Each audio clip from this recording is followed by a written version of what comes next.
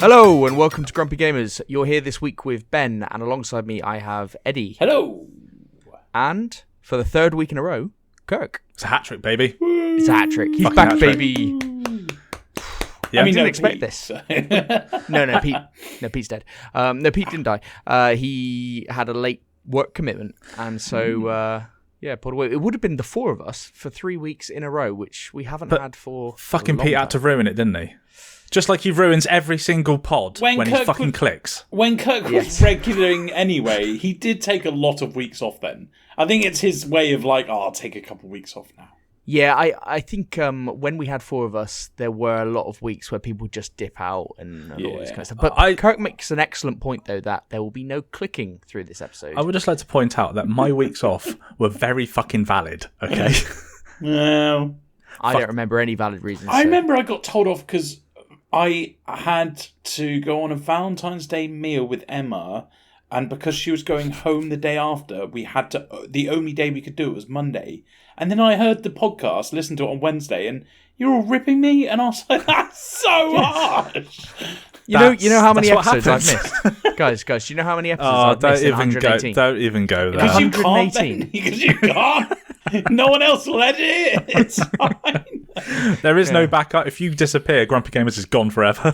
That is true. Yeah. So if Grumpy Gamers just doesn't appear 1 week, you know what's happened. Something Ben's bad sick. has happened to we Ben. We haven't collapsed as an organisation. It's just Ben sick. At least you, me, and Pete will be all right, Eddie. Just chilling out together. Kirk, hang on. Don't you know how to edit it? Exactly. One of the reasons why Yeah. I fancied Kirk getting involved originally, like 100 episodes ago, or whatever, was because Kirk might be able to. He's the only person I'd trust out of the rest of you to actually edit an episode. I was the first to work out how the system worked. Ben, do you not remember I created our own theme tune? Yeah, I actually liked that. It's That not was as good as the really one we've good. got. That was amazing. I don't know where it is, but when we're famous, that's going to be... I'll be honest with you, Eddie. I hope it never finds the light of day. No, it Yeah, was- that it doesn't was sound like absolute- something anyone wants to hear, to be honest with you. It And was also, me just before you go, making noises with my mouth and then editing it to actually create a song. I thought it was brilliant. were you just speaking words like normal? I just don't want to be part of the editing process, Ben. All right, I've got more important things to worry about. No, so, sorry, mate. You can I never respect that. I respect that because you've just gone no. Yeah. And I can work with that. with that. Yeah. I know Not gonna where I get, am. no middle ground, no maybe, no maybe. Yeah, all right, maybe if you need to, no, fuck off, you do it. To be fair, exactly. with Pete with his 12 billion clicks an episode, I think he's got enough clicking power to do the editing. You know? So- That's true. Very, That's very true. good, Eddie. Right. Okay, let's move us on. Let's standard order this week. News, new releases, what we've been playing, and this feature this week I stole from another podcast. I stole from the offshore Oh, did you? games Oh. cast. Oh, that's fine. It's offshore. There are. Yeah, it's, there are they're They're American mates. buddies. They're good Yeah, mates. Yeah. exactly. It's fine. It's gaming resolutions of 2023. So that's what Okay. we'll be talking Yep. about. But shall we do the quick news to start off with? Lovely. Do it. Call of Duty Modern Warfare 2 is finally getting hardcore mode with the Season 2 update that's coming in. It's also getting a number of changes to Warzone, which Eddie and I and you, Kurt, will be interested in. Yep. But one-on-one gulags are coming back. Oh dear. Is that alongside the 2v2s? I don't think so. I think they're changing it to 1v1. So I'm really when upset you by that. Yeah, the one for those that don't know, when you die in Warzone, you get one chance to redeem yourself and come back, and that is currently a 2-on-2 match where if you win that, then you get to come back. Now they're changing back to 1-on-1, which was the same as the original Warzone. I wonder if that's because of the. How many times have you been in the gulag and you just waited, like, for somebody else to come in? Like, because if people don't die, you're not going to get out. You're right. And It's it's a one lot. of the quoted reasons, Kirk, that you get people AFK as well, and like Yeah. there's a lot of problematics there where people of a higher skill level, because I think the whole thing they were trying to do with this Warzone was almost bring the skill levels back together. Yes. Yeah. So like the slower movement, all that kind of stuff, and putting 2v2 gulags in did help that as well, because if you can contribute, but if you're not that good, you can still win a gulag.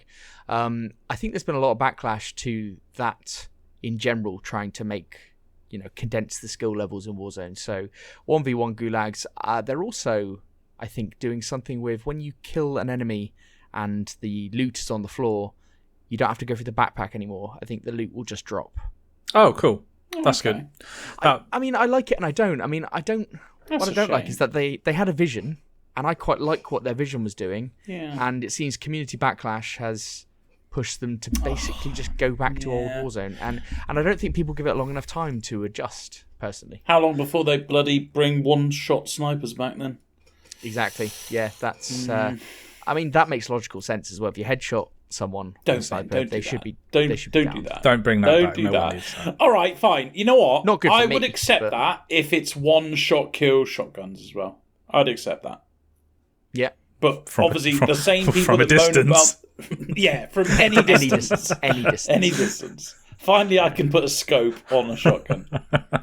But that update comes on the 15th of February, so that's the Season 2 update. So Okay. both that and the hardcore mode come there for the normal multiplayer. All right. Next up, Cyberpunk's DLC, the Phantom Liberty. It's got the biggest budget of any CD Projekt Red DLC to date. Okay. Sounds good. Does Okay. sound good, doesn't it? Yeah. For a gonna have DLC to- as well. Yeah, well, it's the biggest budget of Oh, the DLC. yeah. Sorry. Yeah. Sorry. I So misread like that. the big Witcher ones. It they doesn't and have a stuff like that. bigger budget than Cyberpunk or The Witcher 3, if that's what you're asking. I mean, Cyberpunk took about 10 years to make, so that'd be impressive. Look how that panned Idris out. Elba Eh? really cost a lot of money.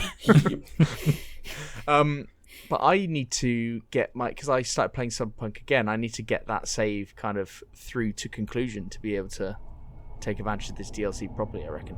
Okay. So Fair I enough. probably need to keep playing that one. Next up, the Dead Space remake is supposedly too scary for one of the devs to play at night with headphones. Right. That was the story on Eurogamer. So Okay. they made it here. I mean, That's- that's not like... I don't want to be that guy, but that's not really a feat, is it? Like, one of the devs, so in other words, someone who gets scared easily, won't be able to play it at night. Yeah, I think that's not... I think the point is if you make the game, then you're kind of normalized to it. Okay, So I see. Right. I think that's where they've gone with it. but there's obviously all the different jobs in a development team. He could just be like a background artist or something. Oh, or Kirk, it's not supposed to be that deep. Don't look into I it. can't wait to play 20 minutes of it and tell you it's shit. Very good. Very good. I hope it is scary though. I hope it's scary because that's what would set it apart from the old ones and Callisto. Then turn it into something. Is Callisto pretty not cool. scary at all? These games aren't scary where it's action based. Yes, I guess, yeah. Yeah. Like it's hard. Like games You need suspense and you do like, and limited ammo and all that. And to be fair, Dead Space and Callisto they do the limited ammo thing, but after a while it just becomes very action orientated. Yeah. in my opinion. But we'll see how it progresses. But on that same note, Callisto Protocol now has a new game plus mode which has been added. yeah.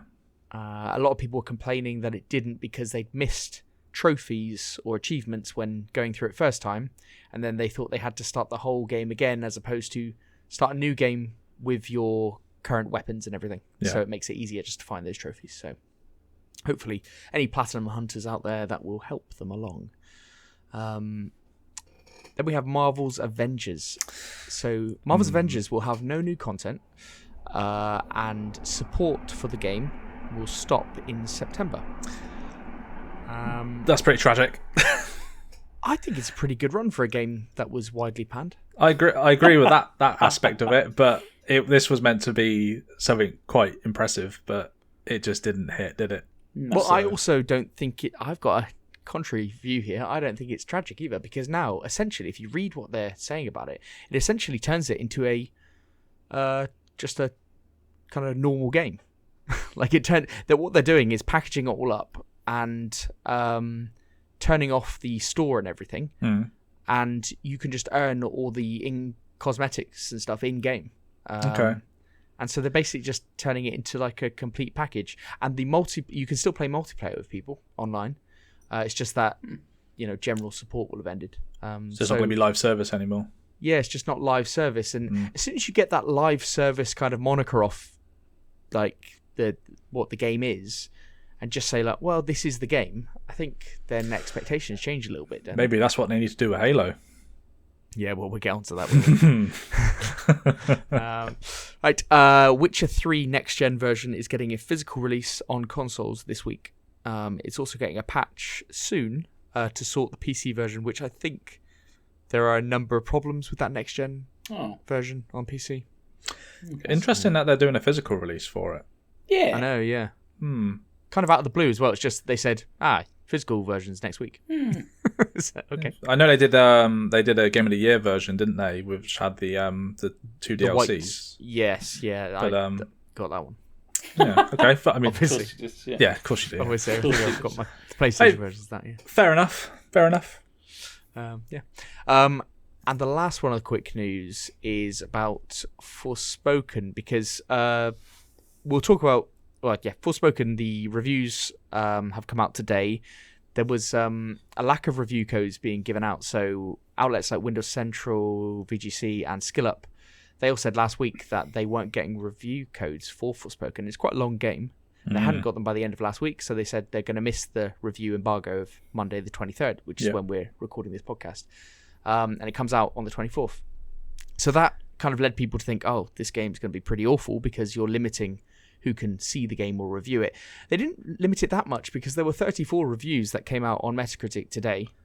So Kind of funny had them. I was actually I was listening to it earlier actually. ACG had one. Yeah, as well. I watched that one. his review. Yeah. I watched his review. Yeah. I don't know about ACG, but kind of funny weren't too kind to it. So Well, I think it's been very, very mixed actually. So yeah, I looked at Metacritic: 10 positive, 23 mixed, and 2 negative. It's got a score of 65. There were 6 8 out of 10s on there. I know another outlet gave it 9 out of 10. I think I saw that on OpenCritic or something. So, I watched ACG's review. I like the look of it. I'm not too put off by the character chatting away constantly. I'm not really put off by that. So I reckon It looks the system's stunning. It really does. I think it looks pretty good, to be honest. Beautiful. well, one of the comments that came out of kind of funny was that it feels like it's a 10-year-old game that's just had a bit of polish, basically.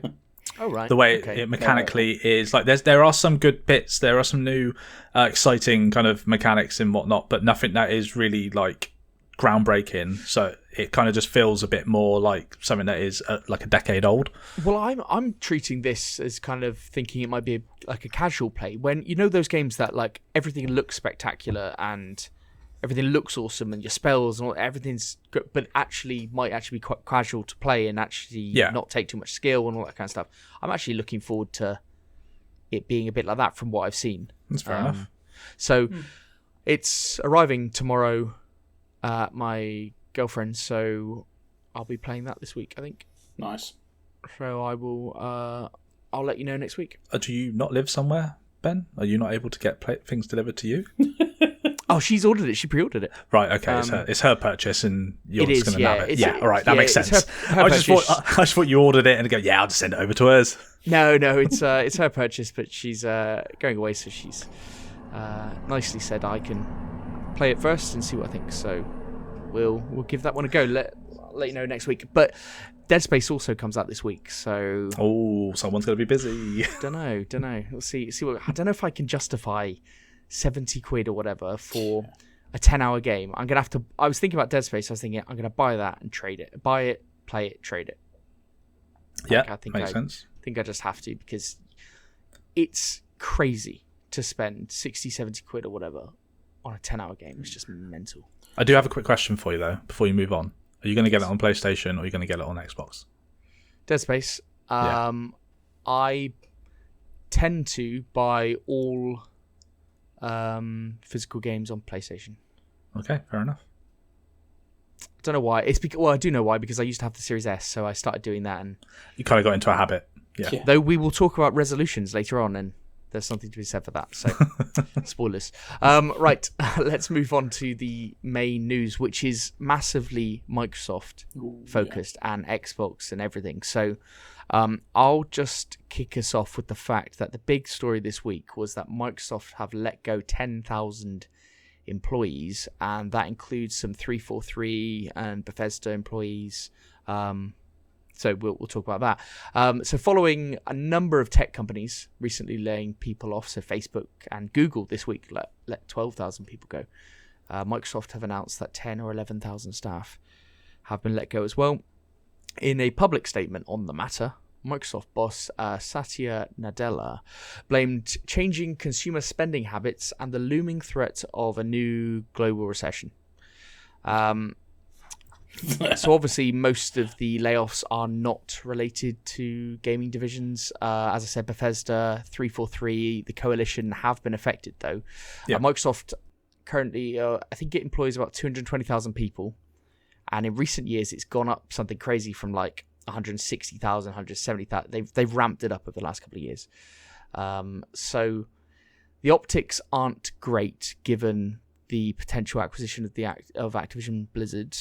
And I think they're considering an additional investment in OpenAI as well. So yeah, it doesn't look good. They are different things. They are completely separate, but you know how PR works. So now that event on the 25th of January, their presentation is looking very important, isn't it? Yeah, it's a bit shit, to be honest. I mean, getting laid off is never going to be... I mean, I've personally never been laid off, but I can only fucking imagine for all these people, it's literally fucking tragic. Like, I don't know how else to say it. But we don't know the inners of the workings out of the business and what's happening. Obviously, there's got to be some link to the Activision Blizzard deal. But I guess needs must at the end of the day, isn't it? So yeah, I mean, it's happening all across the tech industry. So yeah, these are just unfortunate things that are happening, but I think that probably leads on to other stories. Yeah, let me pick. It's all the same. It's all linked, isn't it? All same. this week is all linked. So let's go for it. So I've got two kind of. Well, they're both linked and they're both the same thing. Really, Joseph, is it Staten? Staten. Yeah. Staten? Yeah. Because Ben said yes and you said Staten. No, it's Staten. Staten. Yeah. Staten. All right. I don't know. Jason Joseph Statham leaves 343. Statham. And 343 Jason Statham. is under file. Staten will remain at Microsoft, but is no longer as its Halo studio 343 Industries. Bloomberg's Jason Schreier stated last night. Schreier. You really are reading it. Yeah, I'm not good with names, apparently. Names beginning with S as well. After joining the company to ensure the beleaguered Halo Infinite made it out the door. Why didn't you just rewrite that for yourself? Like, why did you just take that? I was just about to say, says games Eurogamer, but what's wrong with this? Because I'm reading the thing. Is that what you want me to do? Plagiarise other people? Yeah, exactly. Last night, reports indicate that Microsoft's enormous round of layoffs would impact several Xbox studios, with 343's Halo Infinite campaign team in particular hit hard, according to Schreier. Oh, we thought, are you sure? Because it's E before. It's definitely Schreier. Right, fine. And on the second news story, there's no campaign DLC for Halo Infinite. So the single player DLC that was planned has now been scrapped. I mean, I don't know if you want to go first, Ben, or if you want me to. Well, I mean, I'm not sure we can read too much. I don't really know what to read into about the first story. Like, yes, he's moving on, and he came in to kind of steady the ship, and he did that. He got the game shipped. Like, the game came out under his watch, so it came out. That's a good thing. He's also one of the original team from Bungie that worked on Halo, so he's kind of legacy kind of thing there, isn't it? Big deal. That is a big deal, but the single player DLC thing. So this has been long rumored that the single player would survive for a long time. Yeah, because on that podcast years ago, they talked about Halo Infinite being like a long-term game. They talked about 10 years or what have you. And they did. Well, they did, and that set the tone for it. Now, that has kind of had a carryover effect where everybody thinks that there's going to be a continuation of the story and all that kind of stuff. We've had the conversations before as well. Like, did we reckon there was going to be a new game, or did we think they'd develop the story more from the end of that campaign? It said that here ceases active development. There's actually rumors that they never had any campaign DLC in development. That's just rumors, though.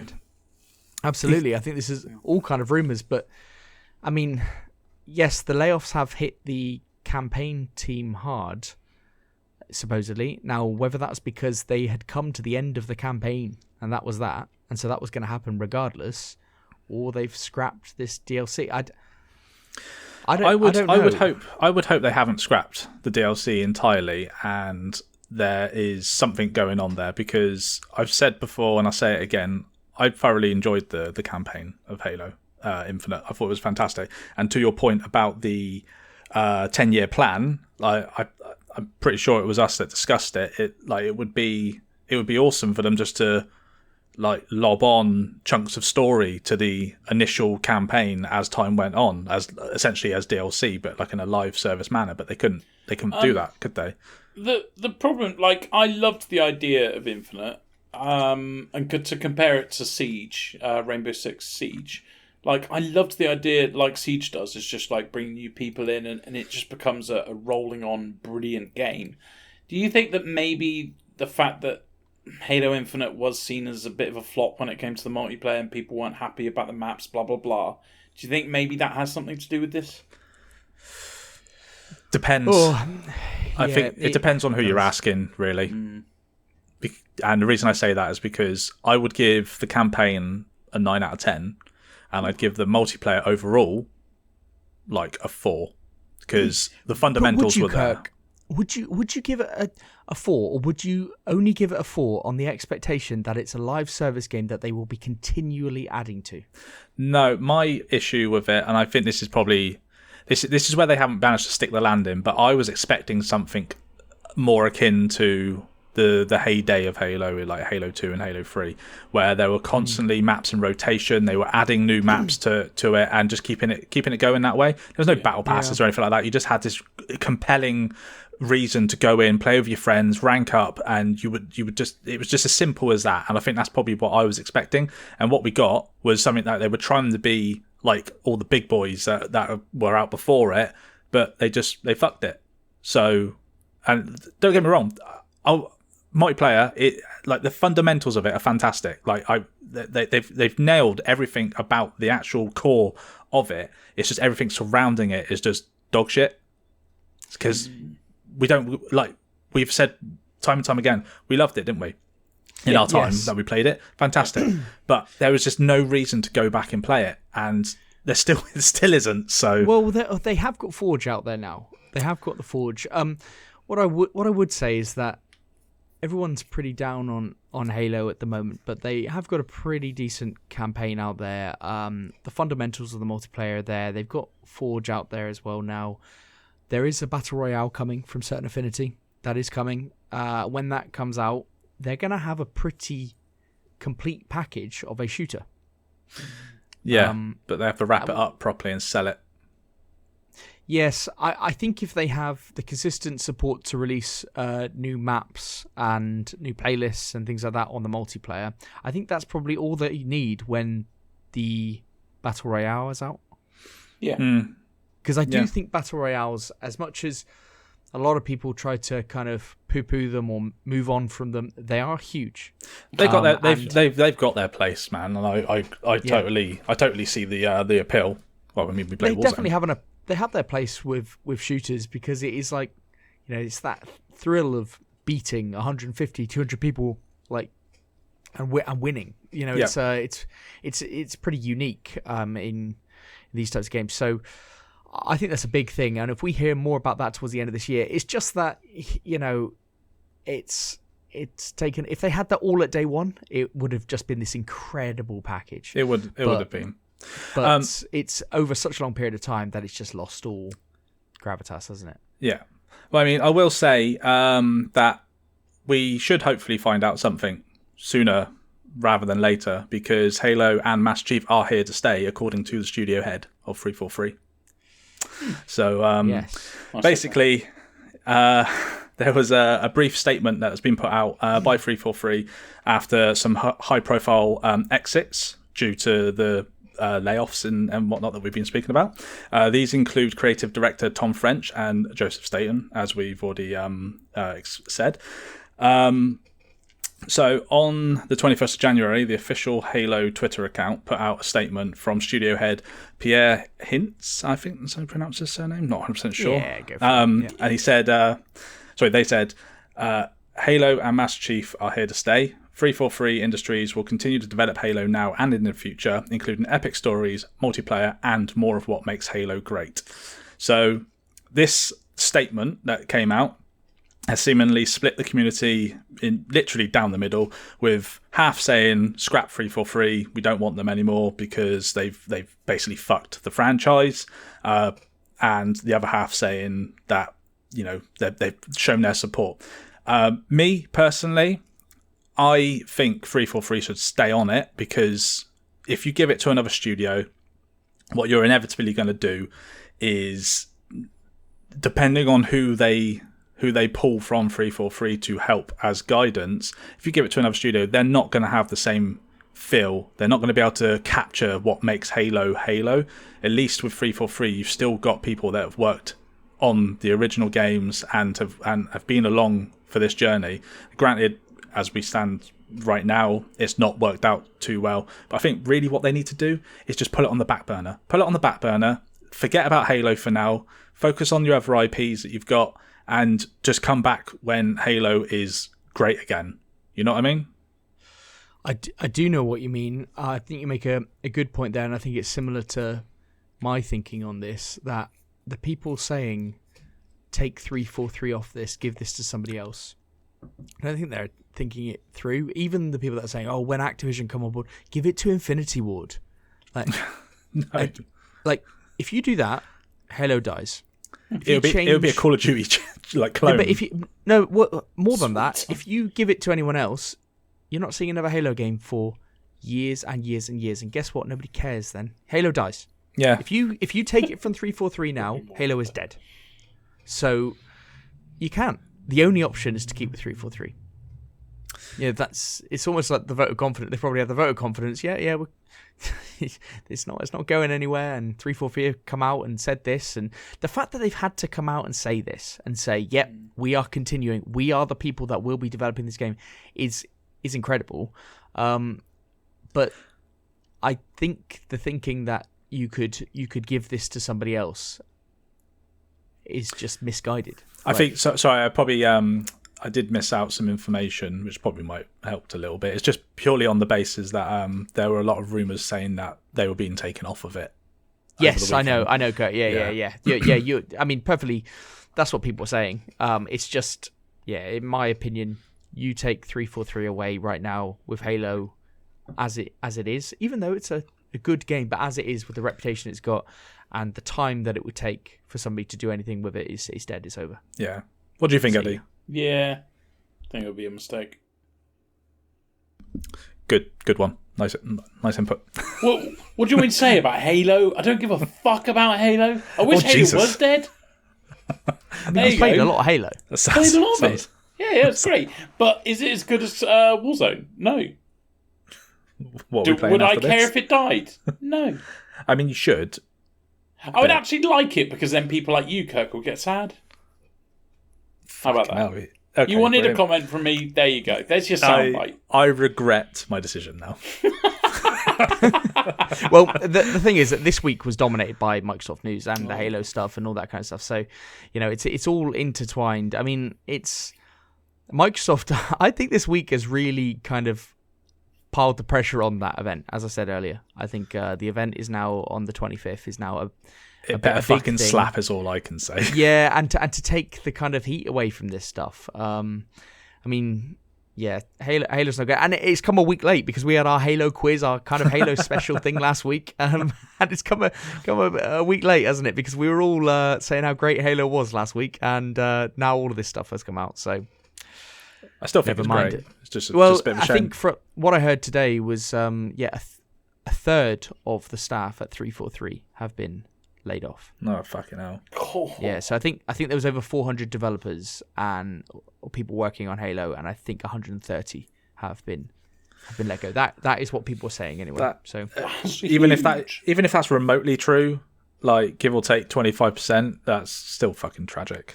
Well, you don't. Yeah, again, it sounds it. You don't know if it is because some may have been contractors. It could have been people that have been working on the campaign. They knew that time was coming to the end. I don't.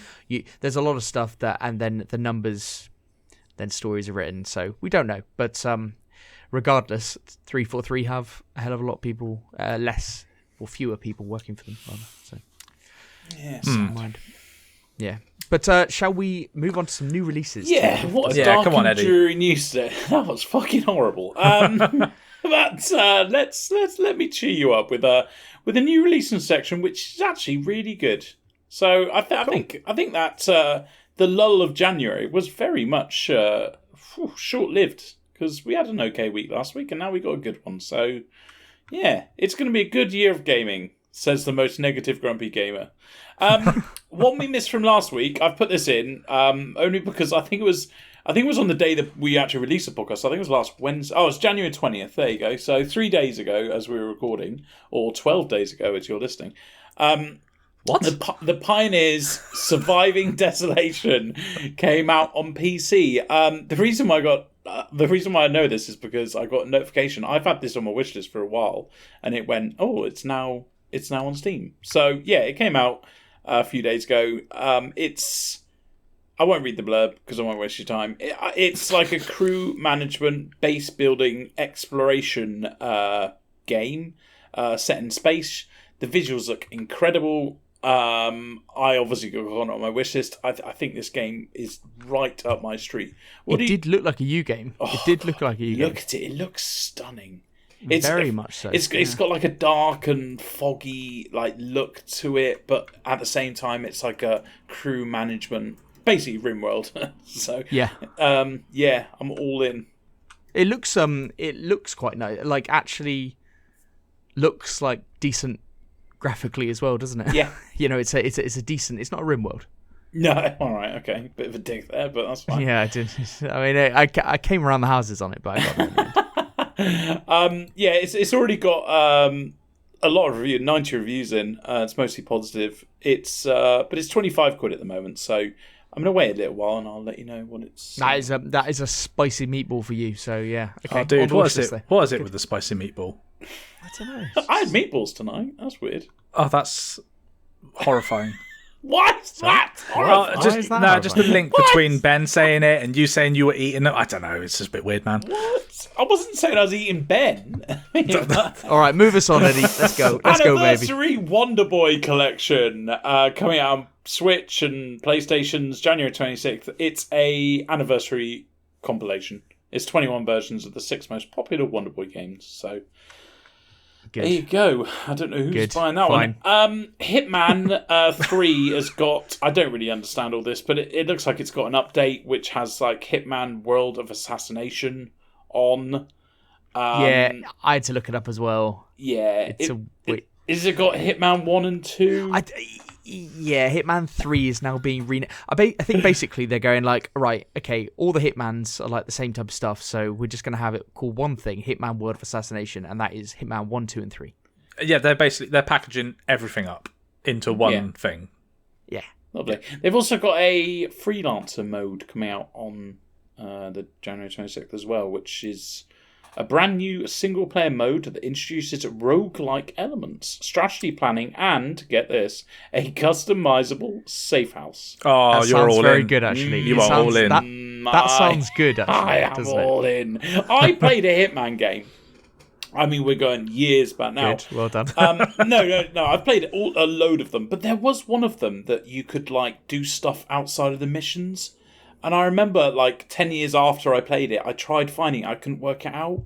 I think, if I remember correctly, it was set in Rome or something, or at least one of the missions was. But yeah, I was all now into you have that. Freelancer. And Freelancer mode. now we have Freelancer. So I think people that love Hitman, I think this is I think that's an incredible update. I mean, I don't know. We don't know how good that mode is, but by the sounds of it, it sounds pretty fucking good, doesn't it? yeah, Definitely. Cool. yeah, it does sound quite good. I might actually look into that now. Next one, Never Awake, coming out on PlayStations and Switch, January 26th. A girl who never wakes up. She has been fighting monsters in her dreams. Never Awake is a nightmarish twin-stick shooter with a unique world view and original game rules. It came out on PC in September last year. It's very positive on Steam, though.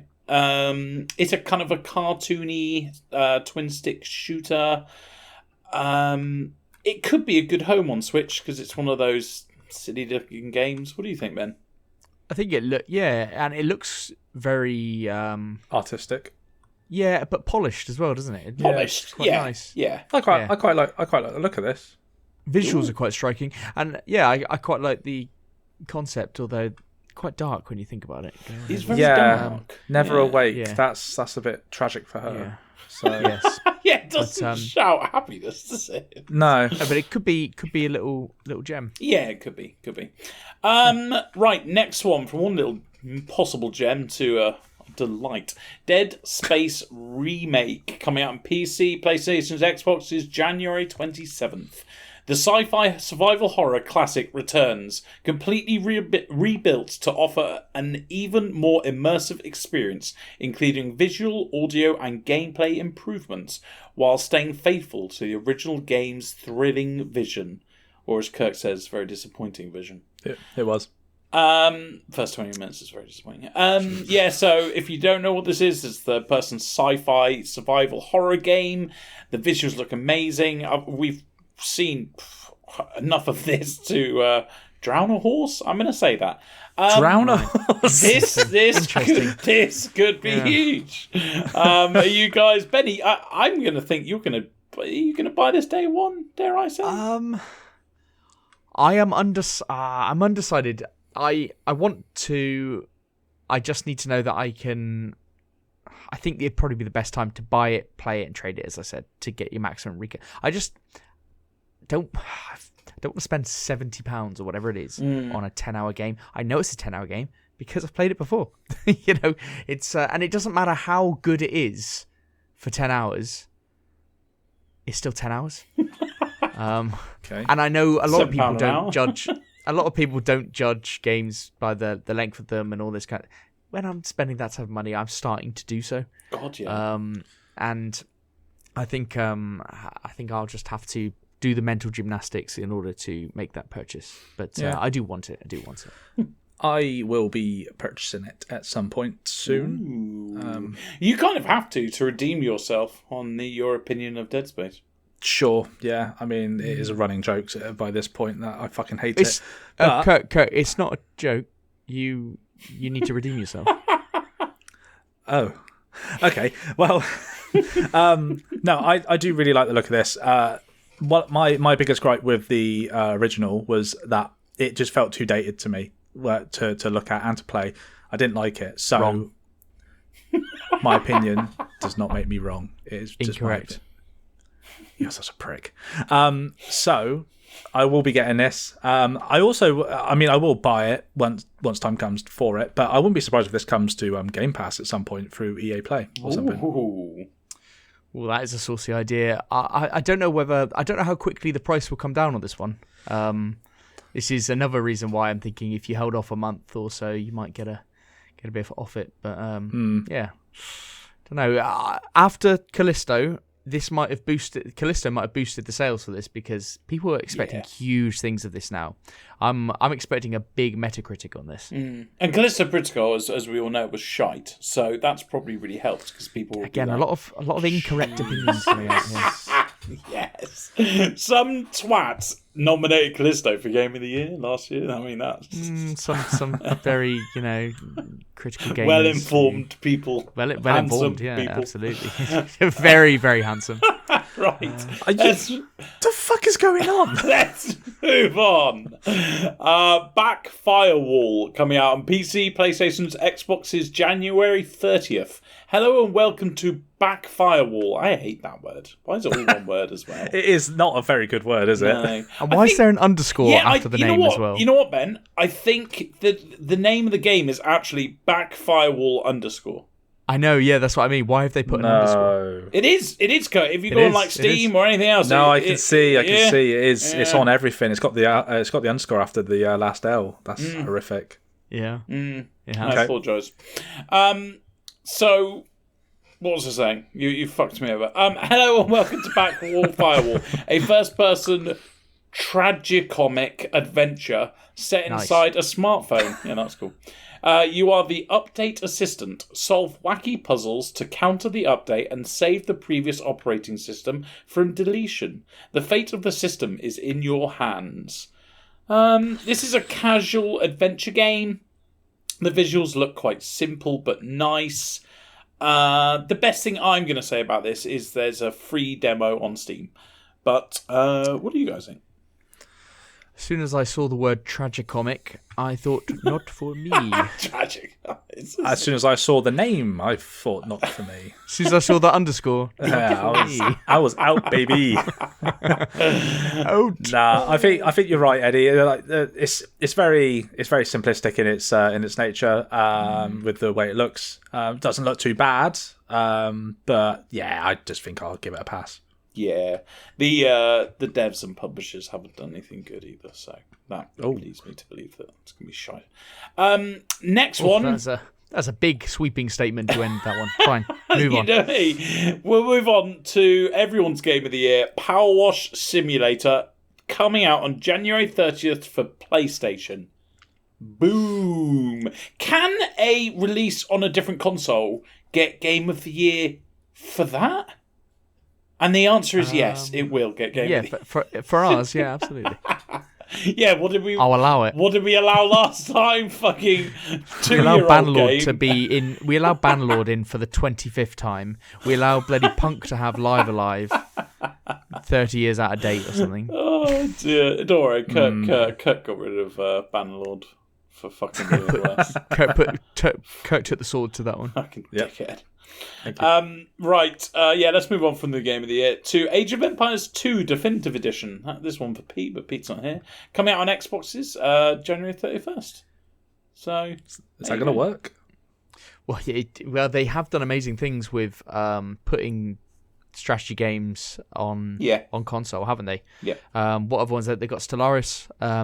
They've got Crusader Kings 3 on console as well. So they've done some really cool things on the, and I know those are turn-based, but this is real-time. But stranger things have happened. So since I've played a few recently on Xbox, the strategy games, when I said about Wasteland 3 being really well optimized, I'm now not writing anything off. I used to obviously immediately go, no, that's ridiculous that it's on console, but the way some of these games are optimized, I think, yeah. Well, the question here is Age of Empires 4, is that coming out to console? Is that already on console?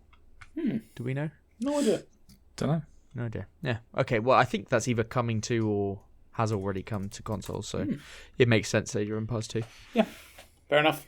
Oh, fuck me. Look at the name of this next one. I know, it's quite something. Inculinati.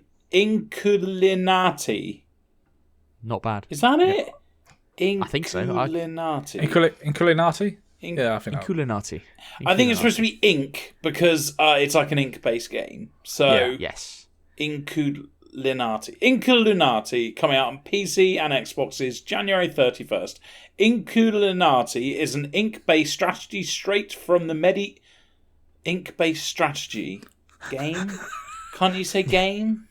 Fuck's sake. No, they don't do that. Why the fuck don't they do that? They were running out of work. They're running out of characters. Oh, Ben, you could have said running out of ink. Why didn't you say that? Yeah, that's my bad. That's my bad. Oh, that would have been good. Right, it's an ink-based strategy game straight from medieval manuscripts, where a rabbit's bum can be deadlier than a dog's sword.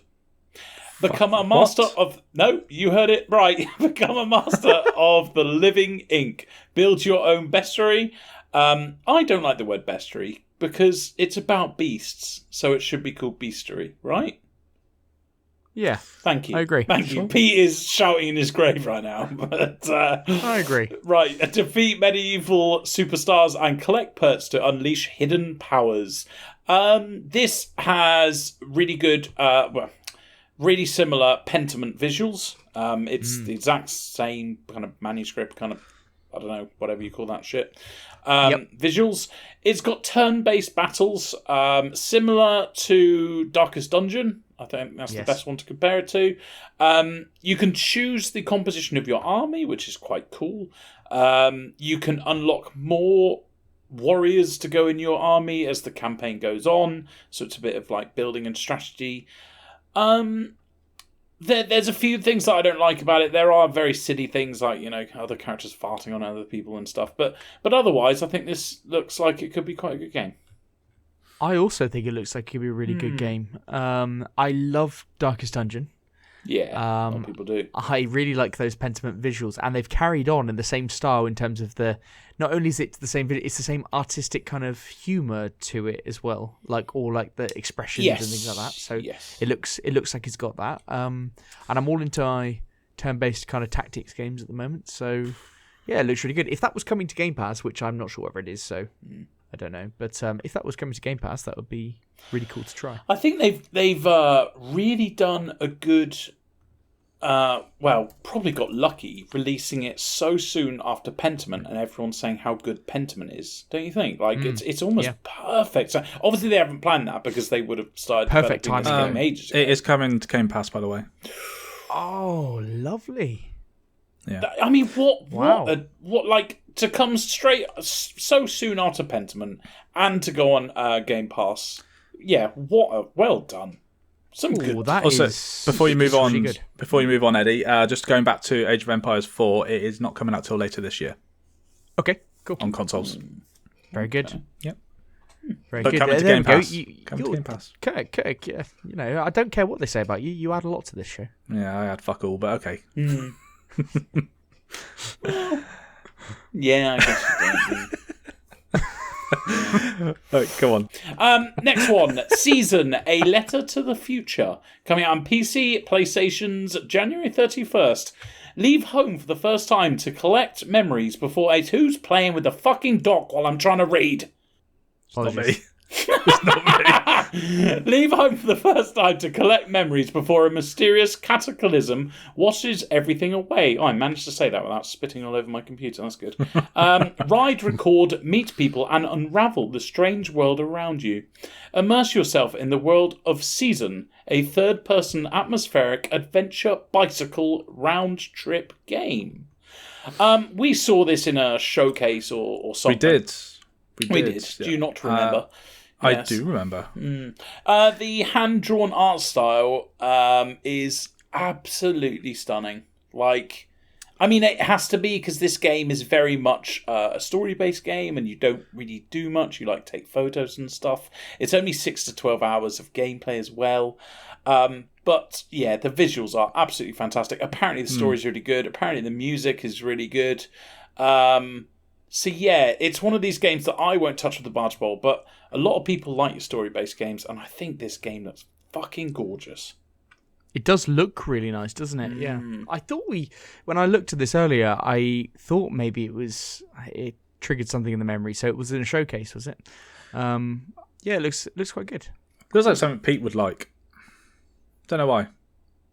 Yeah. Maybe. Similar to what was that game that he loved, where you play as the young kid that wants to become a rock star. Oh, the Artful Escape. The Artful Escape, that's it. Kind of reminds me of Artful Escape a bit. In its style. Yes, okay. You're wrong, but yeah, no, I respect that. Incorrect. But, yeah, shame. Cool. I'll take the L. Yeah, well, this is the kind of game, I know this is bad, but this could even be in the Game of the Year discussion if it's actually really good, like with the story and stuff. Wow, that escalated fucking quickly, didn't it? No, you heard it here first. Jesus. Remember this, right, in 6 months' time. Yeah, there you go. Okay, I don't think you'll want people to remember that, but that's fine. Also, yeah, okay. Right, next one. Second, There's no point, Coat. There's no point. Second, Just let that one hang. I think last prediction I made like that was actually wasn't it Stray as one of the Game of the Years, and it was in one of the Game of the Year discussions, but it's fine. Fuck you guys. Second Front coming out on PC January 31st. Second Front is a tactical World War II turn-based strategy game. Craft and share your own scenarios and maps, or use your strategic powers in 48 scenarios set in iconic locations, command over 40 types of infantry and 216 tanks, vehicles, and guns. An infinite tactical sandbox experience. That's quite a nice blurb, actually. Who made this game? Who made it? Let me scroll up. Hexdraw. Doesn't look good. Oh, I think it's gone for a style. I actually think it looks quite good for what it's gone for. Kirk, you've really upset me. I was going to say this game looks really good. I don't care if I've upset you. You upset me all the time, so. Oh, I mean, if you're into your turn-based strategy, which obviously you are, your strategy. You call me a nerd? Yeah. Come on, Kirk. I was trying to think. You've got the mic there, Kirk. I didn't want to be too offensive. Give him something. Biggest amount of people play strategy. It's fine, Kirk. You do PC you, buddy. fuck. You PC I thought you were really going to player. come in with something, Kirk, but you just. I bottled it.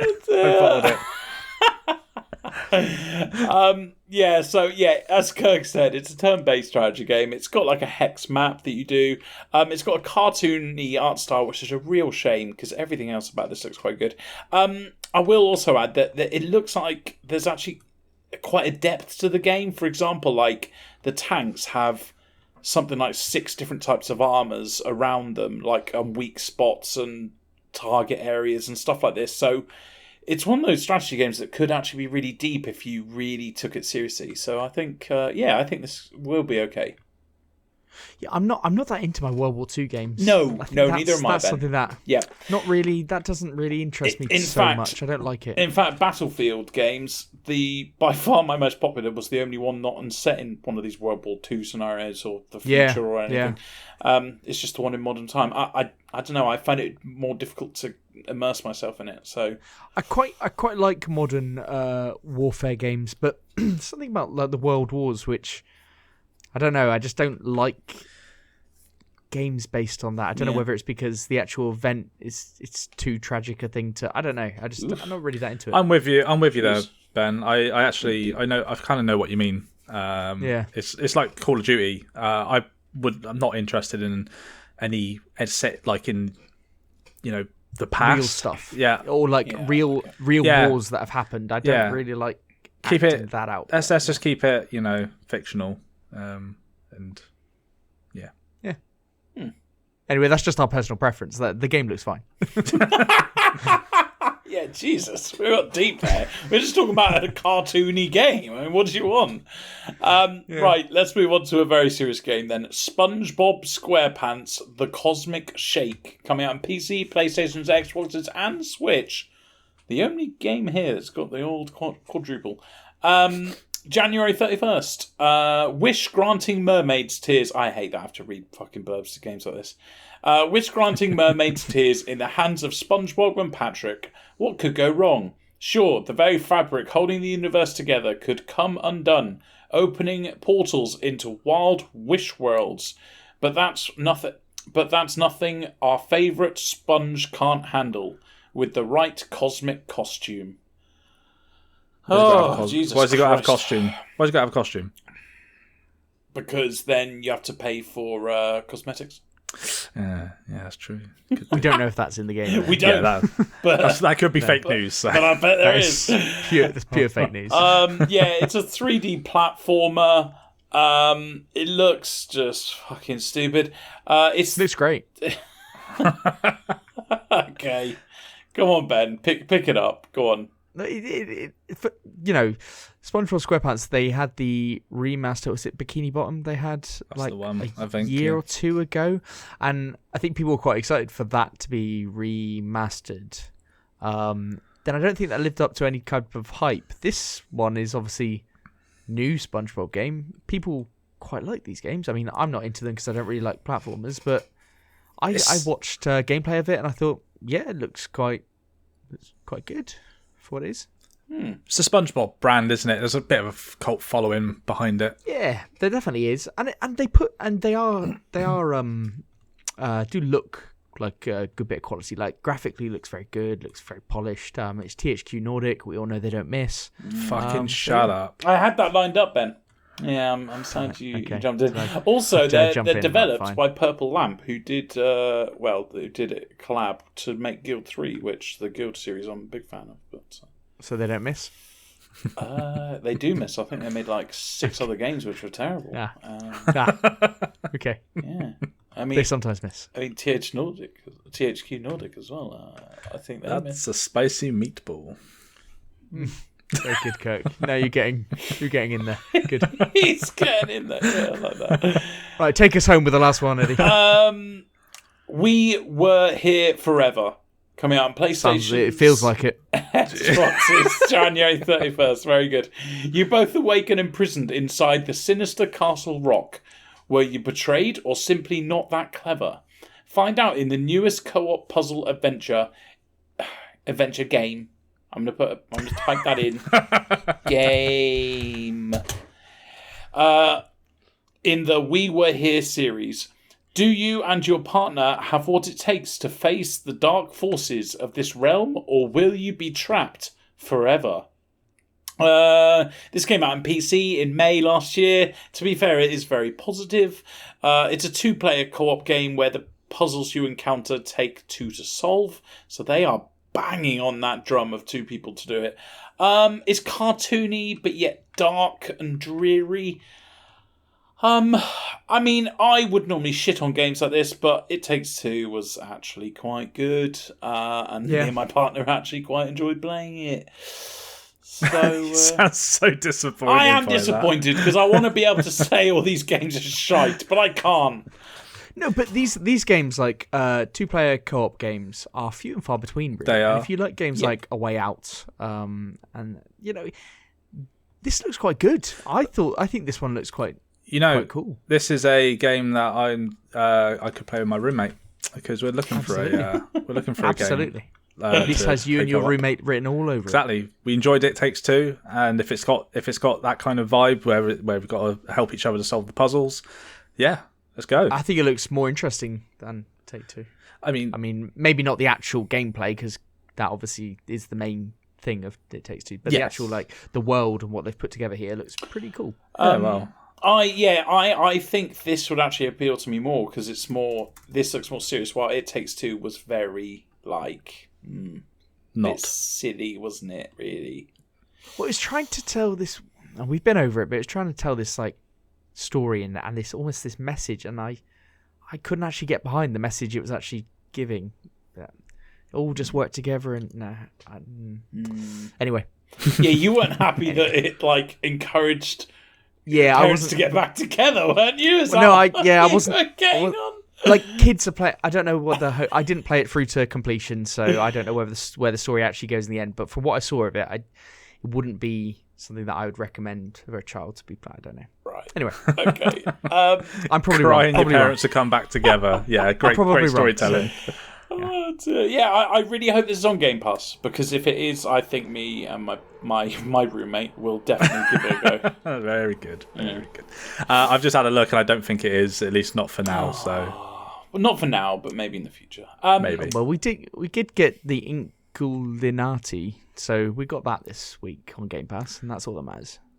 Yeah. Yeah, I mean, probably. You know what? I might actually play that. Yeah. My choice though is actually going to be the Dead Space remake. I loved the Dead Space games, and probably play it at some point. Fair enough. Yeah. When it comes to Game Pass.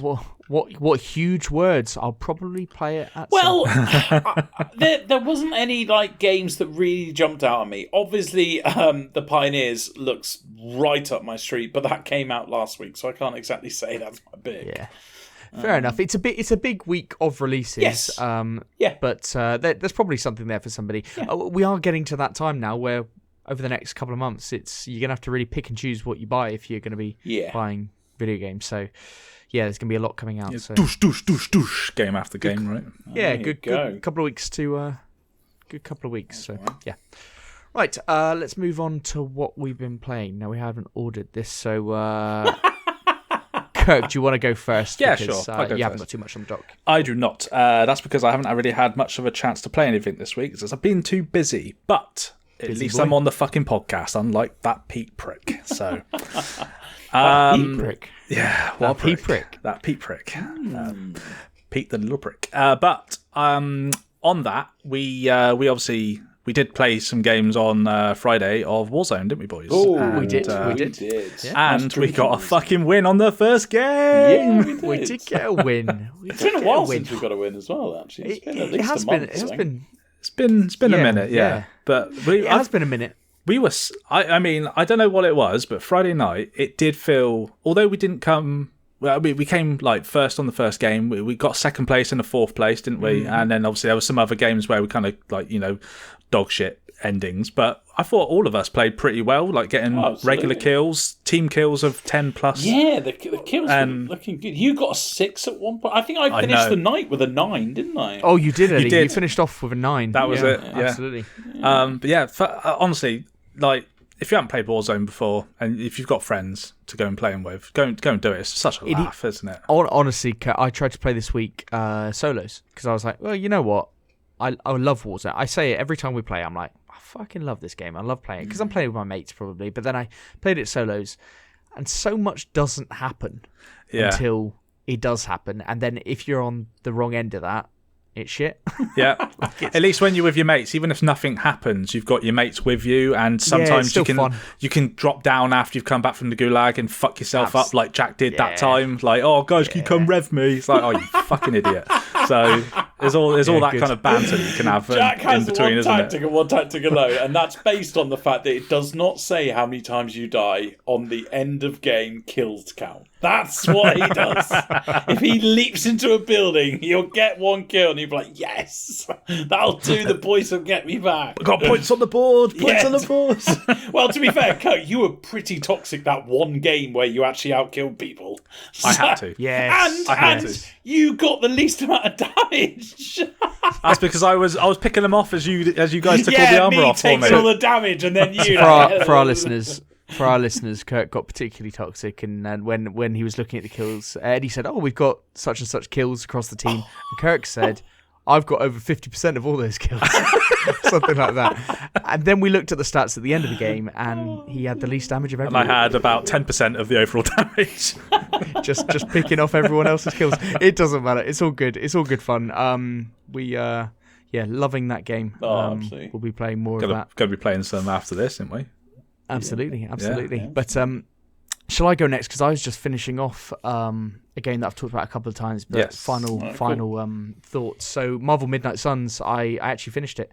Nice. Long You played old the game. shit out of that, haven't you? Yeah, I hammered it towards the end because it was like the only thing I actually wanted to play. You know. Yeah. It took 45 hours. A lot of people have taken longer. Somebody on Twitter said they played up to like 75 hours, I think. So, you can play a lot longer. It's hands down the best Marvel game that I've ever played. That includes Spider-Man. Sorry, that includes Spider-Man. It's a really, really good game. I've only got passing interest in Marvel and tactics games. And obviously this is a tactics game. It's a turn-based tactics XCOM deck building game. So all of those things together. But it's the best Marvel game. It's the best tactics games that I've played. The combat perfectly captures every hero. Every hero that you get, you add more heroes to your kind of the arsenal as they come in. So like Spider-Man and Captain America, people like that, they all join. And who did you end the with? Movesets. My main team. Yeah. My main team was my character. And then it did vary a bit, but it was usually Captain America and Nico, who I didn't know before this. She's part of the Midnight Suns. Okay. So I didn't really know that character, but they were my mains. But other people like John, friend of the podcast, he's got a completely different kind of main team that he would bring to the table. But the way that it pulls all of this stuff together, all of the characters into the last mission. Now, no spoilers here. Weren't talking about what happens, but the way that it pulls it together, I was thinking leading up to that, like, how are they going to do this? Like, because it's the same thing throughout the whole game, which I'm loving, but how are they going to do it? And then that last mission, they pull it all together brilliantly. They really, really do. And the game as a whole has this incredible way of of creating all these situations where you're constantly clutching victory from the jaws of defeat. You really are. Like, even during that final boss battle, I got to a point where I was so overwhelmed, right, because the enemy was always doing the thing that I didn't want them to do, whether that's by chance or design. Like, it was always doing the thing I didn't want them to do. I was like, fucking hell. And it just got so overwhelming. But then I had one item. And without that, I would have had to restart or whatever. And you clutch it and you're like, fuck, the way that it creates that. And so you really get that kind of like adrenaline boost kind of thing, because you do. And it's also that superhero thing. Like, it fits the superhero vibe so well. Because the films of it's always like they're down and out and they come back, and it has that to it. And whether that is by luck or design, it's probably a bit of both, but they're trying to do it, obviously. Yeah. It captures it yeah brilliantly. It just really, really does. So, and out of combat, what you can do around the Abbey, which is your like hub world, is very good. The deck building is brilliant. I really, really enjoyed it. Like, I'm all about that. I love a deck builder, but it really makes you invest in creating even the characters that you're not playing with much or you don't like, because you are on occasion forced to play with them, and you do level them up in the background. You level up their cards, and you're always thinking about the what if kind of thing, and kind of bringing their decks up as well, because each character has an individual deck. So did you have were there any times in the game where you would so obviously you got like your favorites that you kind of use, and I know Yes. They need to like recharge and stuff, don't they? Is that right? They do. They get injured, so they can get injured. Then with these ones that you were kind of like building up in the background that weren't like part of your main squad, were there any times that, say, if you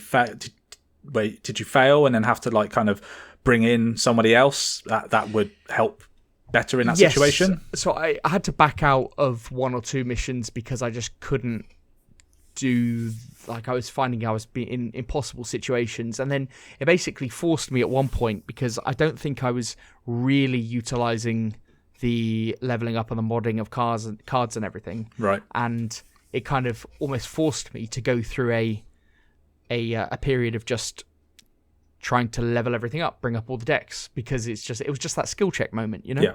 Yeah. And you can do as many missions as there are story missions, and you have to do a handful of side missions as an absolute, or you can do loads of side missions. Now, by doing loads of side missions, you get more currency of various things to then level up cards and whatever, and you can level up characters, and it's just you can spend a lot more time doing more battles, and you do that. You spend whole game sessions where you'll just be doing side missions. You'll spend hours just doing side missions just to get loads of the currency to level up the cards and all this kind of stuff. So it's got a compelling gameplay loop to it, and the out of combat stuff is good, and actually the story held me all the way through. Like, I really like the story. You'll see reviews and it'll be like, oh, the story's serviceable and stuff. I thoroughly enjoyed it. Like, really, really did. Fair enough. And it made me want to continue. There are quite a few bugs in this game, I would say that. They're all small, nothing game-breaking, but it was almost like really quite forgivable. And I was thinking when the bugs would come up, like a character would just be like in midair, or you'd go to battle, and it's got like this cutscene where the team of 3 that you're taking to battle, it's got this cool music, and they're all walking towards it like all cool like superheroes, and one of them would just be in their underwear. Okay. And you'd be like, what? Hello? Is that normal? Yeah. And it's like, well, none of it's game breaking. It's just like, but it's almost like all the bugs that I was seeing, I was like, how would you replicate this for like QA or something? How do you get them to replicate this and test it? Like, that's impossible. But I just thought the scope and scale of this game, with the systems and everything they've got involved, like, I don't think I did even half of the stuff around the Abbey that you could have done. Like, there's loads of stuff, and there's DLC coming. The only problem I have with that is that the DLC itself, which is like 4 new characters and story missions, I assume, and things like that, I think it's about the price of the game. I think it's like 35 quid. Ooh. Oh, okay. I think it's crazy. Like, they're bringing Deadpool in and people like that, but Oh wow, that's cool. I can't justify that. If it was like £7. I'd be interested to see what Deadpool's like as a character as well. Like, I would hope that he would break the fourth wall as well. Well, they cap. Yes, I think he does. I think that is and it would make sense he would. I mean, they capture him so brilliantly. I'm just this game. It came out towards the end of the year. I don't think reviewers would have had long enough with it to include it in Game of the Year. No. It's a long game, so I just don't think they would have had time. And I think for that reason, it largely got left behind because it's not in the Game of the Year discussion, but it came out last year, and then people move on, and there are new games coming out in January and February, etc. So it's just a shame because I do honestly think this is an absolute gem, and it's already coming down in price. So yeah, if you've got any passing interest in Marvel, in tactics games, if you like Mario plus Rabbids, if you like XCOM, any of those types of games, then this is absolutely one to try because it's Ben, real, I didn't really know. I didn't know you could be. Did you say you've got your main character? I thought it was just you've got your. You've got your No, so you are a character. Oh, that's so that you're cool. taken from the start, that you customize and you build up their deck. You've got a completely different deck to everyone else. You are the most powerful of them. And you on side missions you can choose not to bring your character. You can do it with the 3 other ones, so Avengers or Midnight Sun characters or whatever. But all story missions you've got to use you and 2 others.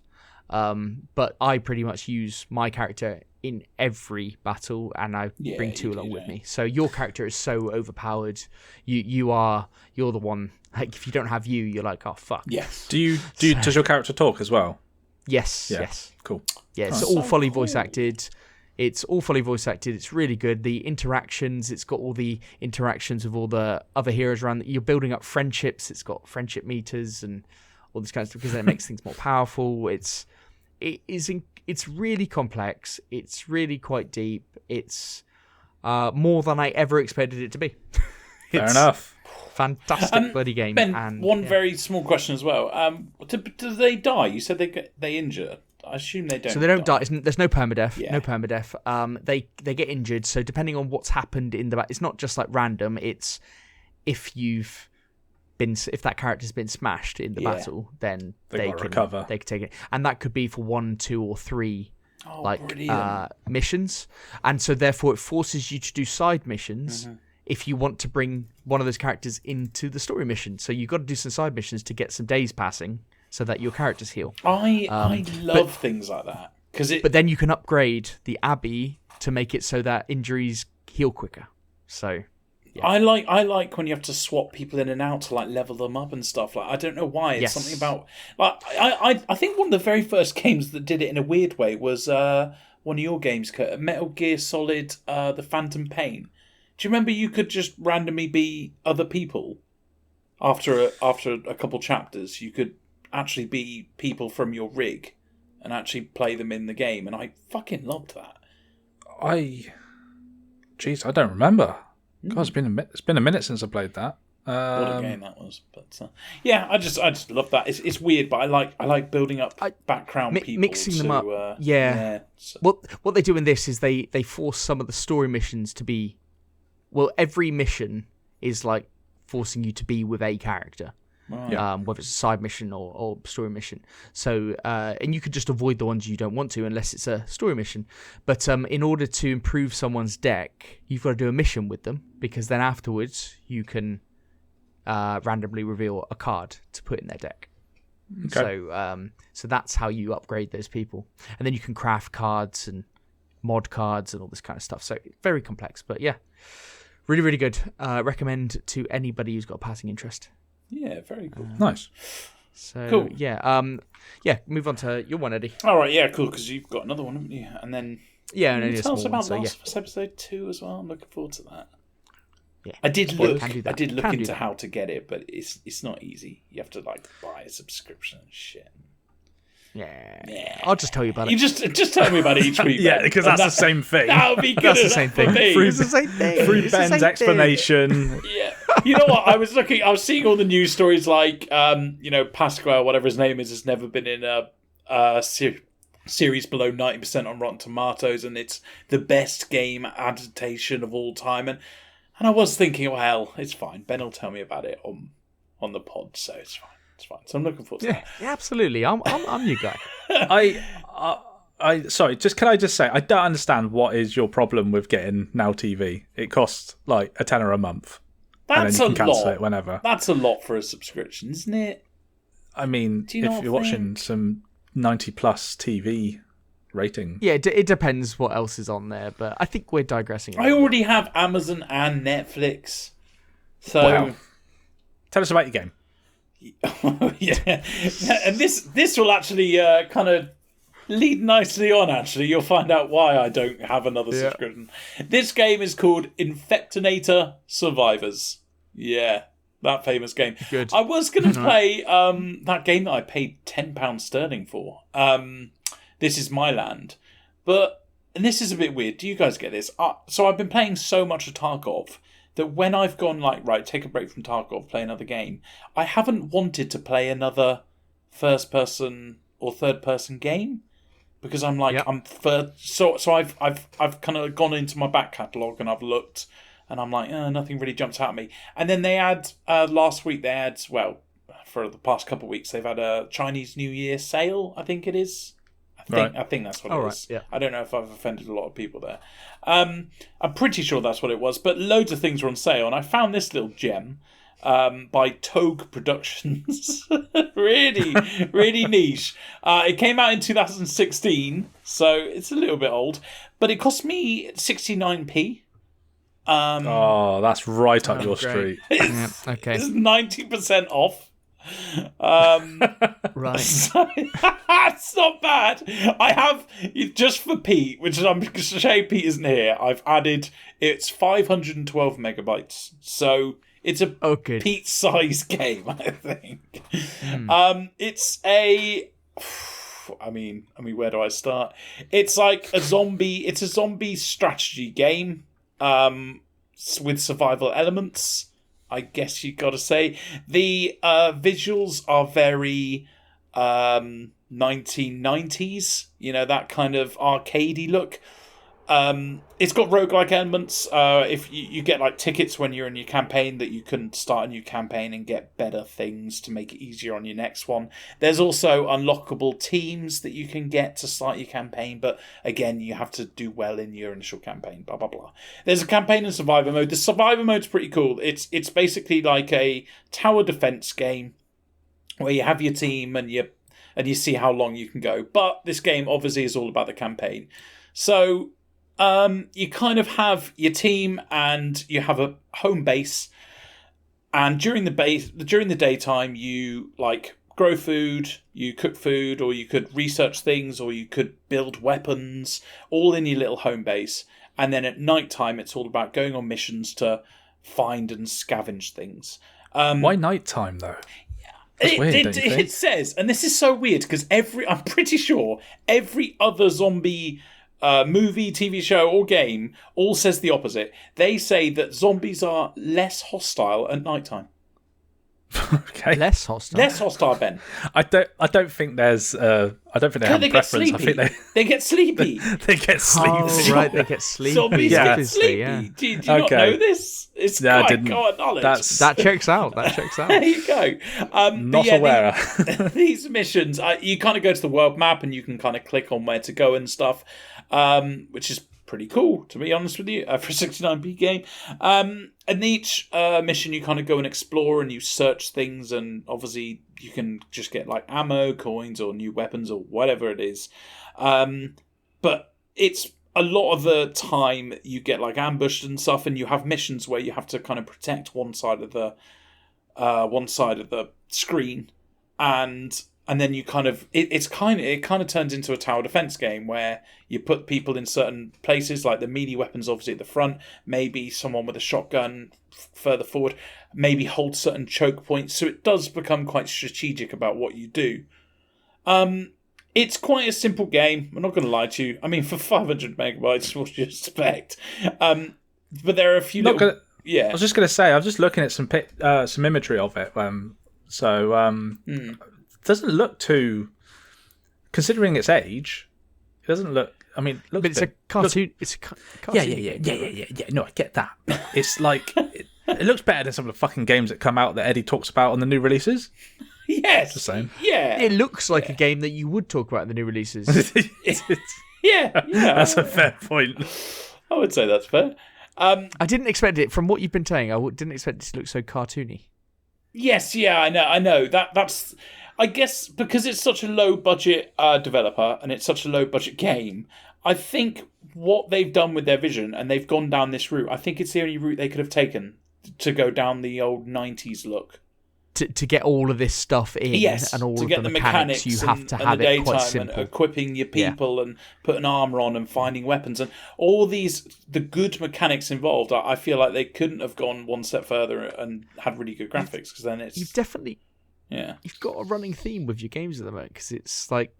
I know this isn't Tarkov, but it's got similar themes to Tarkov in terms of the looting and the equipping stuff. It's just a different perspective, and it's just... I think that is on purpose, Ben, if I'm being honest, because I'm loving Tarkov so much that it's one of those, this game, out of the hundreds that were on sale, leapt out at me.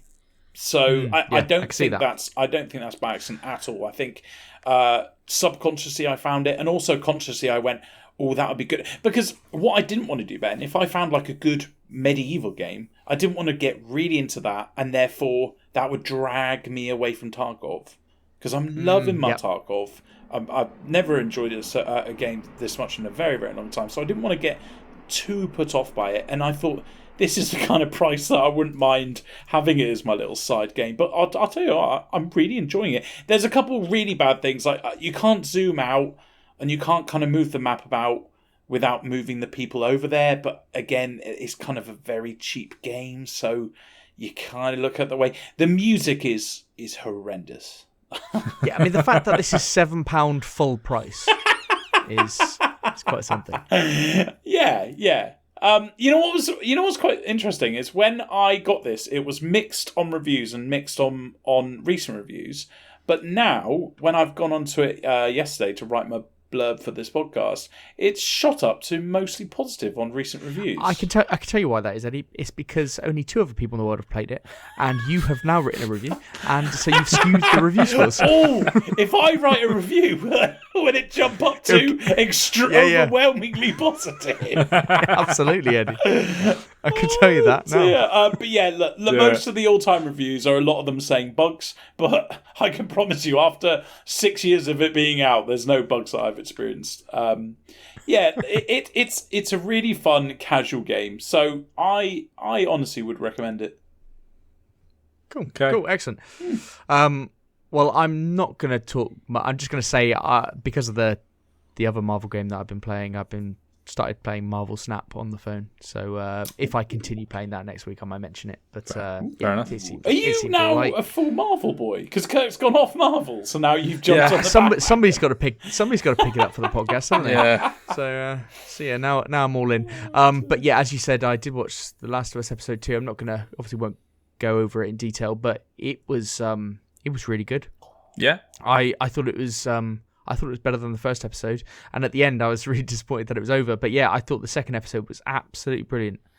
Really, really pleased with how it's kind of progressing. I think Ellie, the Bella Ramsey playing Ellie, is really, really good as well. I think it fits wonderfully. So nice. Yeah, I just wish it was all out so I could binge it. It seems very bingeable to me. Like, but so on that, as I've heard various people say similar things lately, whenever a show comes out on a weekly schedule, everyone's like, oh well, I wish it was all like bingeable. Like, but don't you think it's a bit nicer having to wait the week so you can actually process what's happened and think about it? Let me chime in here with a very opinionated opinion. When I watched Game of Thrones, I was late to the party with Game of Thrones. I remember watching a couple episodes when I lived together with Pete and a couple other people, Jack, and I wasn't into it. Then a few years later, I heard about how good it was. I gave it another chance. I loved it. I binged the shit out of it, and I was obsessed. Then, and granted, it was the second to last season, so everyone says that's when it goes downhill. Then I caught up, and I was watching one episode every week, and I did not like it. And I think it's because all of my expectations are on that one episode. My whole week is going, I can't wait for that. I hope this happens. I hope that happens. While when you're binging it, there's no expectation because the next episode comes straight fucking after. I think that's a really good point. But the thing that you have explained there, you got to remember there are a bunch of people that started it from the beginning and watched each episode week by week up until it finished, whereas some people like yourself who jumped in halfway through, binged it, and then you've set yourself those expectations, and then you've got to deal with the aftermath of doing a week by week. Whereas if everybody's in the same boat, like with The Last of Us, we're all having to wait a week by week to see it, aren't we? Yeah. So, I don't know. Yeah. Personally, I think you get, well, for me, I get a bit more enjoyment out of a show if it's really good. Wait a week, because you get to actually fester on it a bit and talk to other people about it. The amount of times I've spoken to someone about a show and gone, oh, do you remember that bit? Oh, but I don't remember what episode that was, because obviously you've just fucking binge watched 10 hours of it. What episode were you talking about? So I'm just a product of our fast food culture, so I want it now. No, but I'm a product of our fast food culture. Yeah, you are. Ooh. Woohoo. Toby Kazooie. Okay, yeah. Let's move it on to the feature, shall we? Right. Is this something to do with resolutions by any chance? Yes. There we go. Right, yeah. These are our gaming resolutions. As I said at the start of the show, I stole this from the Offshore Gamescast because I heard they did it, and I was like, wow, that's an easy feature. So go listen to their show. It's really good. But let's run through, because I'm sure as we start a new year and we have a few weeks without big releases coming out, and it makes you question, like, what are you buying? When are you next buying the big games? And it makes you consider how you're going to play your games going forward. And a lot of us have backlogs from last year, which I really want to get Midnight Suns out of the way, because it was on the end of the year that we had it there. I don't like carrying many games forward with me, but let's just go around and suggest a few things that we want to do more this year. So, Eddie, have you got one to kick us off with? What are you going to do more this year? I would say I want to play more games, but if my missus finds out I said that, she'll fucking kill me. So, I'm going to say play games on my Backbone. And God, I never thought I'd say that a year ago. It's the Backbone, my handheld device. I'm really enjoying it. I've learnt that all these games are actually fucking optimized for it. And also it's, and this is soppy, it's giving me more time with my partner, which obviously makes her a bit happy. But I'm still playing games at the same time. So yeah, it's a weird one. I think I want to give myself this because it means my relationship won't take a hit by how much fucking gaming I do. But at the same time, it'll open my... So, for example, on the Backbone this week, I've played... There's Kirk, you'll be happy to hear. There's actually like a Rocket League mobile game. I've played that. Oh, are you on about Sideswipe? Yeah, that's it. Is that the side one? Yeah, I played that. That's it.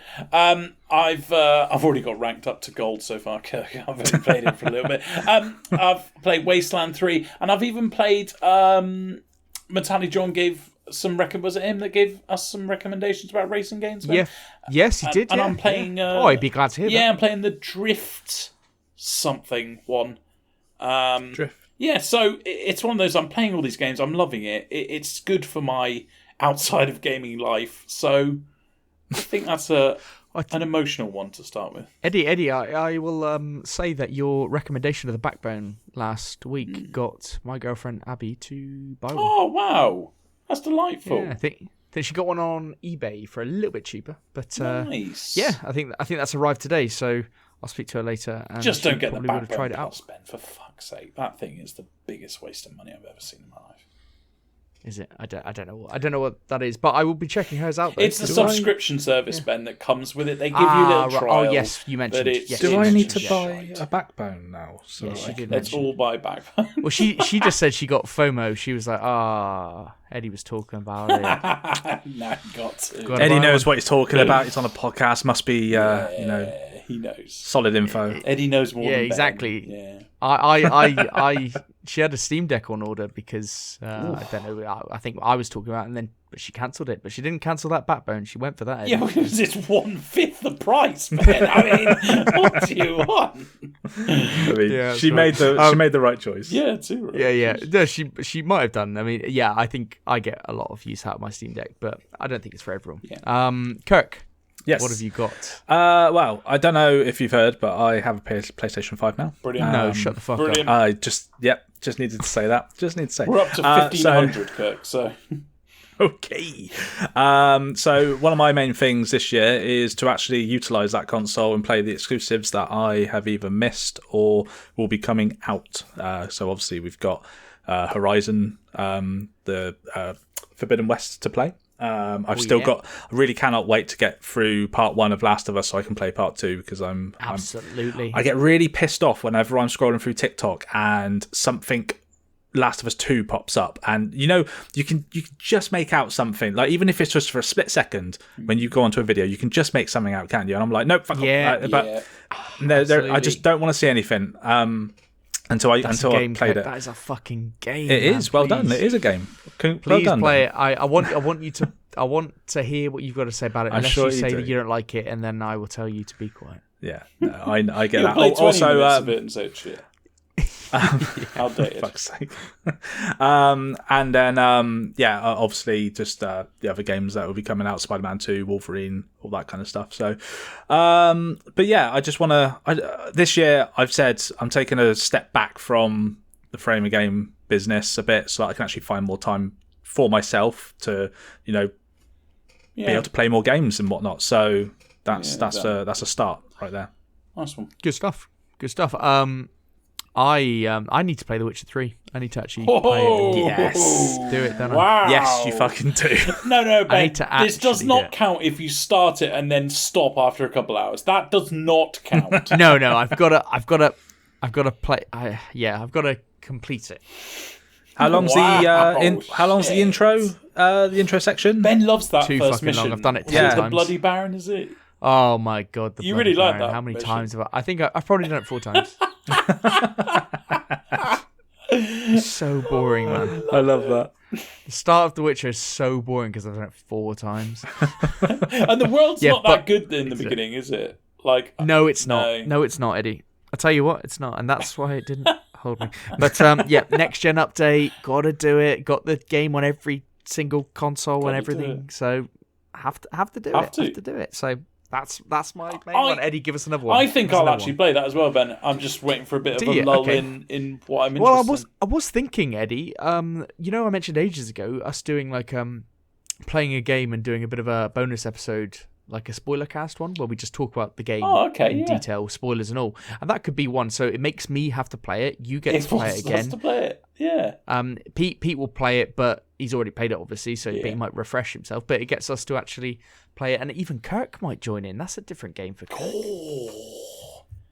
Yeah. Well, it all depends. Is that a segue to me? Yeah, I was going to say. It was a segue. I can see your next one says. Yeah, I mean, if you want me to go, sure. I do want to. I want to try a different genre of game that I would not normally play. How about The Witcher 3? I mean, very good.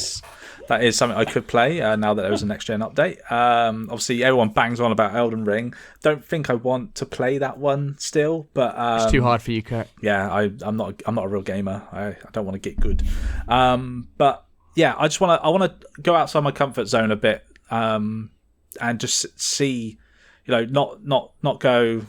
Nah, I don't want to play it just because I just know I won't like it. I want to give it a chance. Honestly, if you've got more time, yeah, there is that. I mean, to be fair, Hades did that for me with roguelikes. So, I never would have touched a roguelike before, but something about that hooked me, and that loop just kept going. So, yeah, I want to try and find another genre that I can kind of just dip my toes in a bit and have a bit of fun.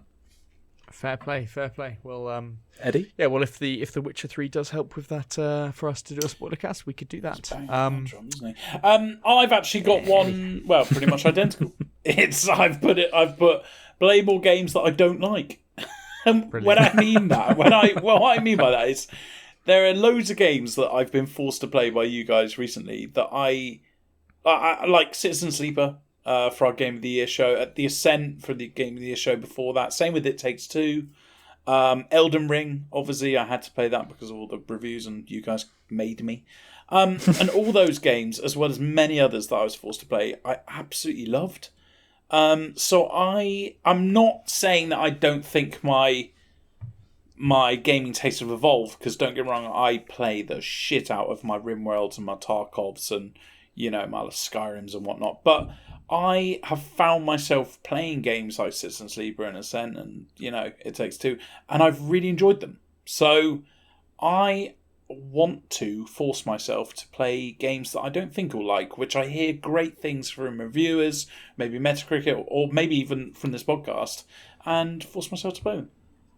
Yeah, I think that's a good shout. Because I don't want to leave it till December to play so many fucking games. And the problem with playing all these amazing games that I played for Game of the Year show is I didn't have a lot of time to actually enjoy them. I was playing them because I needed to get through them. You see, Eddie, I don't know about you, but when you get that, when you've got to be in the right mood to play a new type of game or something like that.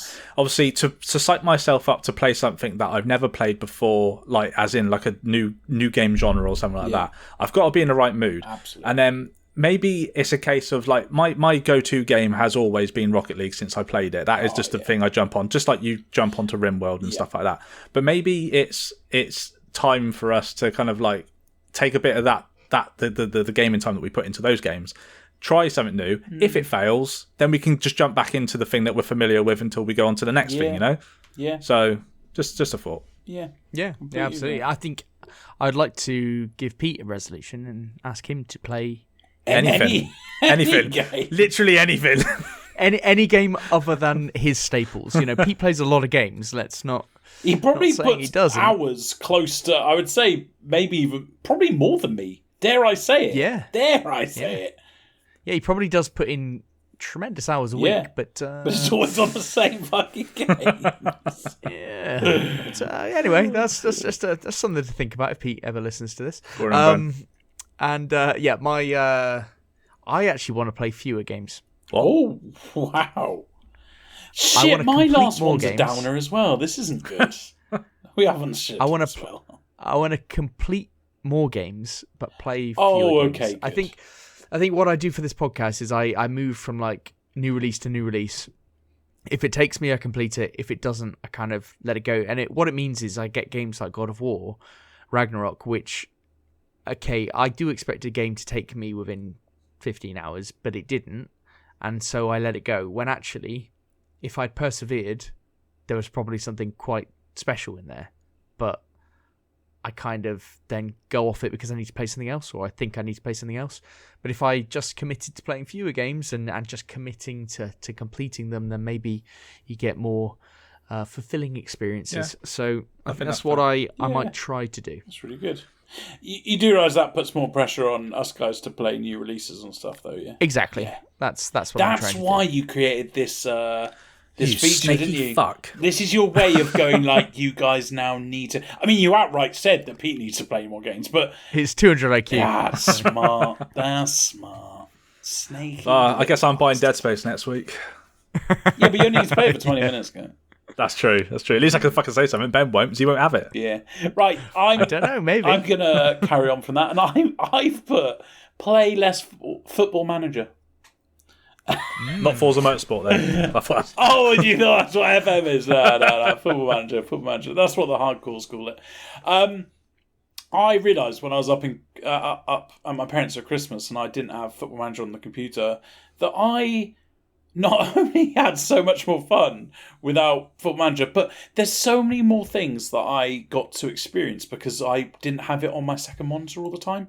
For example... Like socialising with your family. Not socialising with the family. God, Kirk. No, Jesus. No, I'm talking about like watching streamers and watching YouTube videos on reviews of other games and watching like the million other kind of things that you see on YouTube or Twitch or whatever. I experienced so many more things. I caught up with so many podcasts that I didn't, all because of Football Manager. And you know what's funny? I don't think I enjoy playing Football Manager. I know what you mean. I think it's just a thing that I do because it's natural reaction. As soon as I turn on my computer, Game Pass comes up and I press play Football Manager. I don't think at any point that I go, I'm really enjoying this, but I still You're literally on autopilot, aren't you? Yes, exactly. But when I found it was almost like I was addicted to drugs, and then when I was at my parents, I got the cloud away from my head, and I realised that there's all these other beautiful things that you could be doing. Have you seen the world? Exactly. Right now, I play a lot of Tarkov, and I have streams of Tarkov, or maybe some videos of Tarkov. Maybe I found 2 different podcasts of Tarkov. So it's wonderful. It's beautiful. I mean, Tarkov's taken over your life. Yeah, Tarkov's the new Football Manager at this point. Yeah, I don't think that's any better. Yeah, I've just moved the drug. You can't just replace changed one the drug with another. No, but all serious. Like the during sometime today after work, I watched the Forspoken reviews. I watched a new Worth of Buyers review, and it's so many things that I wouldn't have done because I was on Football Manager. So it sounds weird to say play less Football Manager, but it's more being more interactive with the gaming community, content creators, and all this sort of stuff. Yeah, that's fair enough. I get it. That's good stuff. Shall I go next? You got one to finish us off, correct? Yeah. So I really want, and this is more for the guys, the friends, For the boys.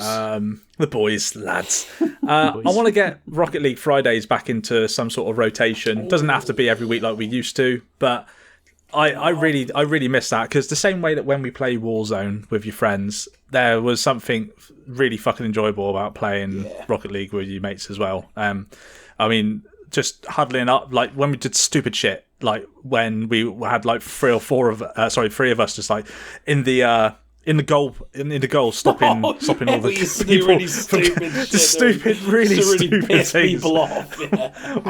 Why were we doing that? We were like, it's just a bit like, that's just in casual like gameplay fun, not in ranked or something. But it's just like just doing stupid shit like that, and then just playing the game in general. And if we do end up having like a drink and doing the drinking rules that we do, it was always a good way to end the week. That used to be the most fun ever. Like, Yeah. the boys on Rocket League, just pissing. It wasn't a serious game, getting hammered. It's because you could get more than 4 people on it, couldn't you? You could have 2 teams. I think at one time we had 9 of us, didn't we? And one person had to rotate out. But it's true. But you can have 8 people going. Kurt, I don't want to be that guy, but you're the reason why it stopped, right? Because why am I? Why? Well, because it filtered down to, was it me, you, Oggy, and Pete? Those were the 4 that would always be on. And I don't want to be that guy, but you were the only one that got hammered with me. Pete had like a drink or 2 and then left at like 11.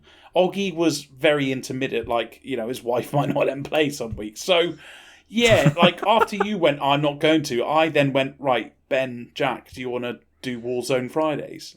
Yeah, no, that's fair. That makes sense. Well, let's. I mean, if you're up for it, we're like I said, like we keep Warzone Fridays for the majority, but I think maybe like once a month or once every couple of like 6 weeks or something. I think a Rocket League thing would be good. Yeah, all into that. Yeah. Gaming with mates is fucking good. It really is. Honestly, I mean, gaming by yourself is fantastic, but gaming with your mates just adds a different level to it. It is great for the old mental health. I think gaming with your mates is absolutely brilliant. Yeah. So it is the equivalent of going out drinking with your mates, just not.